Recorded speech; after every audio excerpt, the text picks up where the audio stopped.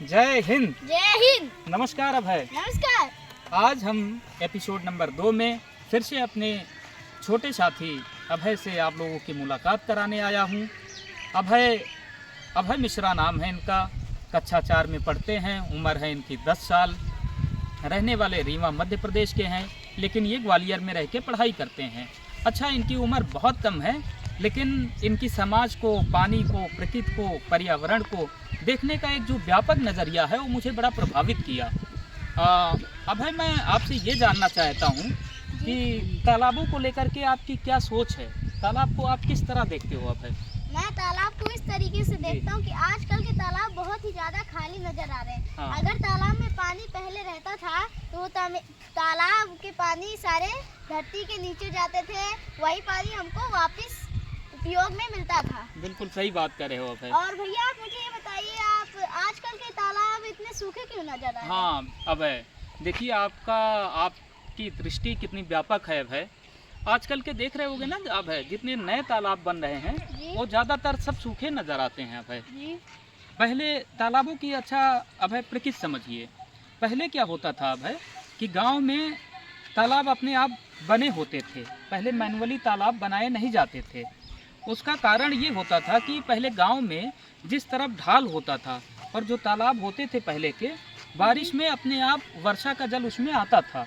ढाल जहाँ पानी को मिलता था वो तालाब में आके संचित हो जाता था, और तालाब में वर्षा का इतना जल एकत्रित होता था कि पूरे साल वो धरती के पेट में धीरे धीरे पानी जाता था और हमें पानी मिलता था।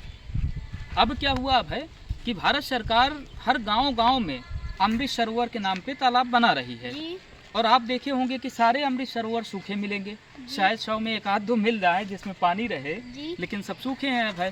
तो ऐसे में हो क्या रहा है अब है कि सरकार तो एक बहुत बड़ा पैसा दे रहा है अब है, लाखों रुपए सरकार तालाब के नाम पर देती है।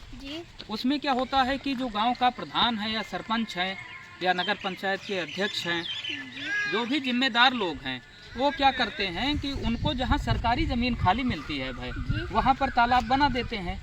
उनका उद्देश्य ये होता ही नहीं है कि तालाब किस वजह से, किसके लिए बनाया जा रहा है। ऐसे में वो क्या किए कि जहां उनको ज़मीन खाली मिले वहां तालाब बना दिए हो।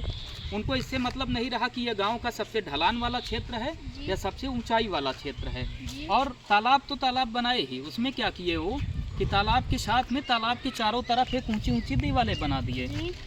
ऐसे में क्या हुआ कि जब चारों तरफ ऊंची दीवारें बना दिए अब है, तो वर्षा का जो जल होता है ना, वो उस तालाब में संचित ही नहीं हो पा रहा है अब है।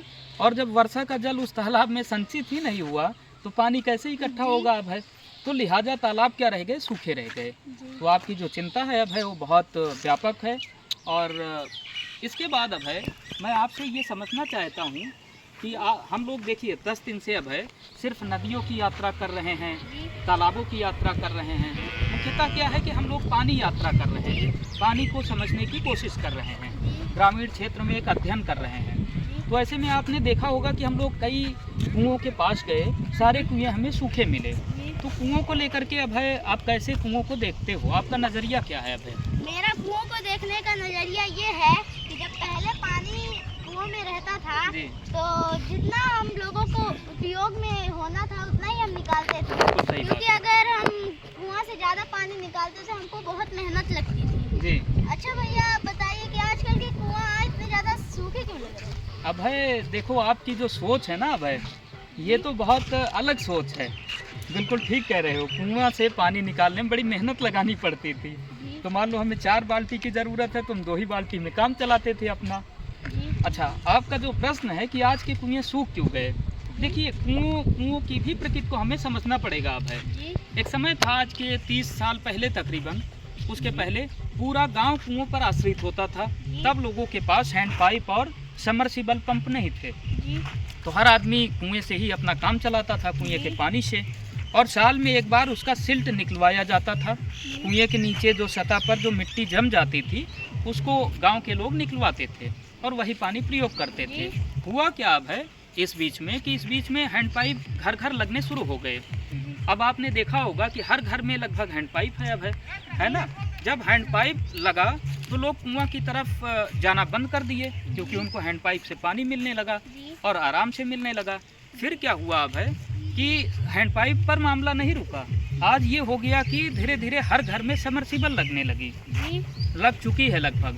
तो समरसीबल में क्या हुआ अब है कि समरसीबल में तो बटन दबाया और बहुत तेज़ पानी मिलने लगा, तो जिसकी ज़रूरत 100 लीटर की थी वो 1000 लीटर 500 लीटर पानी उपयोग करने लगा, क्योंकि उसको मेहनत तो करनी नहीं पड़ रही है। अच्छा, समरसीबल और हैंडपाइप लगने से धरती का जलस्तर नीचे गिरता गया। अच्छा, जब धरती का जलस्तर गिरा और उनकी ज़रूरत तो कुआं पर आश्रित रह नहीं गई, उनकी ज़रूरतें तो हैंडपाइप और समरसीबल पूरा करने लगी, और धरती का जलस्तर गिरता गया नीचे, ऐसे में कुआं सूखते चले गए अब है ना। तो ये रही कुआं और तालाबों की बात। अब है, आप युवा साथियों से, बच्चों से क्या कहना चाहते हो? मैं युवा साथियों और बच्चों से कहना चाहता हूँ कि जितना हमको पानी का उपयोग हो उतना ही हम वो लें और ज़्यादा खर्च ना करें। बिल्कुल सही कह रहे हो। अब है, आज ज़रूरत ही इसी बात की है। देखिए, प्रकृति हमारी आवश्यकता की पूर्ति तो कर सकती है, लेकिन प्रकृति का दोहन हमें नहीं करना चाहिए। इस बात को हमें गंभीरता से अब है समझना पड़ेगा, है ना। अब है, और कुछ आप कहना चाहते हो? अब है, अच्छा भैया, आपका बहुत बहुत धन्यवाद। आप हमारे साथ रोज वीडियो बनाते हैं और हर चीज़ के बारे में बच्चों को जानकारी देते हैं, इससे बच्चे भी बड़े होके बहुत बड़े आदमी बनते हैं। अब है, ठीक बात कह रहे हो।